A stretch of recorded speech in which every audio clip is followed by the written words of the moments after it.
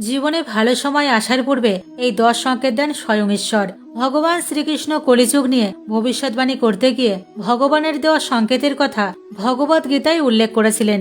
আপনার জীবনে কখন আসবে ভালো সময়, ভগবান শ্রীকৃষ্ণের এই 10টি সংকেতেই উত্তর মেলে তার।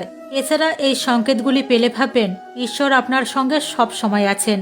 সময় বড় কঠিন, মানুষের পরীক্ষা নেয়। আজ যে রাজা, সময়ের নিয়মে কাল সে ফকির। শ্রীমদ্ ভগবদ গীতায় শ্রীকৃষ্ণ সময় নিয়ে বর্ণনা দিয়েছেন। এই কয়েকটি সংকেতের মাধ্যমে ঈশ্বর আমাদের জানিয়ে দেন আমাদের জীবনে ভালো সময় আসতে চলেছে। এই সংকেতগুলি আপনার জীবনে যদি কখনো দেখা দেয় তাহলে আপনাকে বুঝতে হবে আপনার ওপর ভগবানের অশেষ কৃপা রয়েছে। 1. শ্রীকৃষ্ণ বলেছেন একমাত্র সময় ঠিক করে দেয় মানুষের জীবনে সুখ আসবে না দুঃখ। জীবন কেমন কাটবে এই সংকেত মানুষ তার কার্য থেকেই বুঝতে পারবেন, এমন ইঙ্গিত দিয়েছেন শ্রীকৃষ্ণ। পশু পাখিদের থেকেও সংকেত অনেক সময় পাওয়া যায়, কিন্তু অজ্ঞানতার কারণে সেই সংকেতগুলো বোঝা হয়তো মানুষের পক্ষে সম্ভব হয় না। 2. শ্রীমদ্ ভগবদ গীতা অনুযায়ী একবার নারদ মুনি ভগবান বিষ্ণুর সাথে দেখা করতে বৈকুণ্ঠ ধামে গিয়েছিলেন। সেখানে গিয়ে নারদ মুনি ভগবান বিষ্ণুকে জিজ্ঞাসা করেছিলেন মানুষের জীবনে সুখ বা দুঃখ আগমনের ইঙ্গিত কিভাবে বোঝা যাবে। ভগবান বিষ্ণু তখন তাকে বলেছিলেন যে যখন কোনো ব্যক্তির চোখ ব্রহ্ম মুহূর্তে অর্থাৎ ভোর 3টে থেকে 5টার মধ্যে খুলে যায় অথবা ওই সময়ের মধ্যে তিনি স্বপ্নে ভগবানের দেখা পান, তখন থেকে ইঙ্গিত পাওয়া যায় ওই ব্যক্তির জীবন সমৃদ্ধি ও প্রগতির দিকে এগিয়ে যাবে এবং তার স্বপ্ন যাতে পূরণ হয় তার জন্য স্বয়ং ভগবান তাকে সাহায্য করবেন। 3. শ্রীকৃষ্ণ বলেছেন কোনো ব্যক্তি পুজো করার সময় ভগবানকে ফুল অর্পণ করলে সেই ফুল যদি তখনই মাটিতে পড়ে যায় তখন তাকে বুঝতে হবে সেই ব্যক্তিকে ঈশ্বর আশীর্বাদ করছেন এবং এই ইঙ্গিত থেকেও বোঝা যায় যে শুভ সময় আসন্ন। 5. ভালো সময় আসার পূর্বে ঈশ্বর সংকেত দেন, তা হলো আমরা রাতে অনেক সময় স্বপ্ন দেখে থাকি।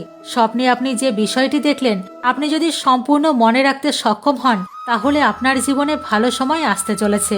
আর যদি স্বপ্নের ঘটনাটি আপনার জীবনের সঙ্গে পুঙ্খানুপুঙ্খ অর্থাৎ একেবারে হুবহু মিলে যায় অর্থাৎ সত্যি সেই ঘটনাটি ঘটে থাকে তাহলে সম্পূর্ণ নিশ্চিত হয়ে যান ভগবান আপনার সঙ্গেই রয়েছেন এবং তিনি সর্বদা আপনাকে লক্ষ্য রাখছেন।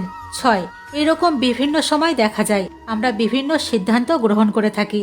এইরকমই আপনি হঠাৎ একটি সিদ্ধান্ত নিলেন এবং সেই সিদ্ধান্তটি সঠিক হলো।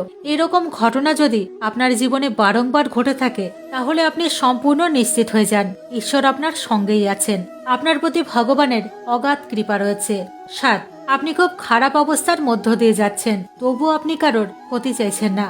আপনি সর্বদা ইতিবাচক চিন্তা ভাবনা করছেন। আপনার ক্ষতি সাধনের চেষ্টা অপর কেউ করলেও তার ক্ষতি আপনি চাইছেন না। এইরকম ভাবনা যদি আপনার মধ্যে কাজ করে তাহলে এমন ধারণা থেকে বোঝা যায় যে আপনার উপর ঈশ্বরের অশেষ কৃপা দৃষ্টি রয়েছে।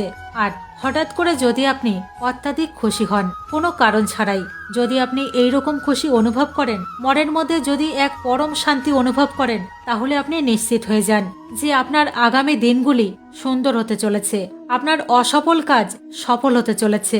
9.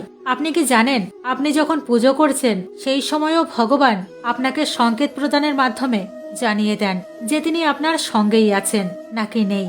যখন কোনো ব্যক্তি ভগবানের পুজো অর্চনা করেন তখন নিশ্চয়ই প্রদীপ প্রজ্বলন করে থাকেন। যদি আপনার জ্বালানো প্রদীপের শিখাটা ওপরের দিকে উঠতে থাকে এবং দীর্ঘক্ষণ ধরে প্রদীপের শিখা প্রজ্বলিত অবস্থায় থাকে তাহলে এই বিষয়টি সংকেত প্রদান করে যে ঈশ্বর আপনার পুজোয় সন্তুষ্ট হয়েছেন এবং খুব শীঘ্রই আপনার কাছে কোনো ভালো খবর আসতে চলেছে। 10. পুজো করার সময় আমরা ধূপ ধুনো জ্বালিয়ে থাকি। যদি দেখা যায় ধূপ জ্বালানোর পর ধূপের ধোঁয়া ভগবানের দিকে যায় অথবা সেই ধোঁয়া ঈশ্বরের কোনো রূপের আকৃতি নিচ্ছে তাহলে এই বিষয়টি সংকেত প্রদান করে ঈশ্বর সর্বদাই আপনার সঙ্গে রয়েছে। হাজার চেষ্টা করেও আপনার ক্ষতি কেউ সাধন করতে পারবে না। পশু পাখিদের ইঙ্গিত থেকেও ভালো সংকেতের ইঙ্গিত পাওয়া যেতে পারে, যেমন কোনো বাদর যদি আপনার বাড়ির ছাদের ওপর আমের বীজ ফেলে যায় অথবা কোনো বিড়াল সদ্য যদি আপনার বাড়িতে বাচ্চার জন্ম দেয় তাহলে ধরে নিতে হবে ভগবান সংকেত দিচ্ছেন আগামী দিনে ভালো সময় আসতে চলেছে।